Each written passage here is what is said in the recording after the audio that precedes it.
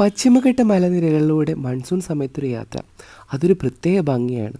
പക്ഷേ നമ്മൾ കൂടുതൽ കെയർഫുൾ ആയിരിക്കേണ്ട ടൈമും ഈ ഒരു മൺസൂൺ ടൈമാണ്. മണ്ണിടിച്ചിലും മരം പിഴുത വീഴക്കം ഒക്കെ ഉണ്ടാകും വഴിയിൽ. പക്ഷെ അന്നധികം മഴയുണ്ടായിരുന്നില്ല. ഈ കാടുകൾ സൈലന്റ് വാലിയുടെ ഭാഗമായതിനാൽ ഇവിടെ ചീവീടുകൾ ശബ്ദം ഉണ്ടായിരുന്നില്ല. പോകുന്ന വഴിയെ ചെറിയ ചെറിയ വാട്ടർഫോൾസ് ഒക്കെ കണ്ടു. പാറയിലൂടെ കുഞ്ഞരുവികളായിട്ട് വെള്ളം മേലെയും താഴേക്ക് പതിക്കും. അതിൻ്റെ ശബ്ദം കേൾക്കാൻ തന്നെ നല്ല രസമാണ്. സാധാരണ രീതിയിൽ എനിക്ക് ഈ ഹെയർ പിൻ കയറുമ്പോൾ തലകറക്കും വൊമിറ്റിംഗ് ടെൻഡൻസിയും ഉണ്ട്. പക്ഷേ ഇവിടെ എനിക്ക് അങ്ങനെ ഒരു ഇഷ്യൂ ഉണ്ടായിരുന്നില്ല. ഈ ഒരു ഹെയർ പിന്നിൻ്റെ സൈഡിലൊരു വ്യൂ പോയിൻ്റ് ഉണ്ട് കേട്ടോ. അപ്പം വണ്ടി നമ്മൾ അവിടെ നിർത്തി കുറച്ച് നേരം കാഴ്ചകളൊക്കെ കാണാമെന്ന് വിചാരിച്ചു. ചെറുതായിട്ട് മഴച്ചാറ്റലുണ്ട്. കോട കയറിയിരിക്കുന്നതുകൊണ്ട് താഴേക്കൊന്നും കാണാൻ പറ്റില്ല. ആകെ കേൾക്കാൻ പറ്റുന്നത് ഒരു വെള്ളച്ചാട്ടത്തിൻ്റെ ശബ്ദം മാത്രമാണ്.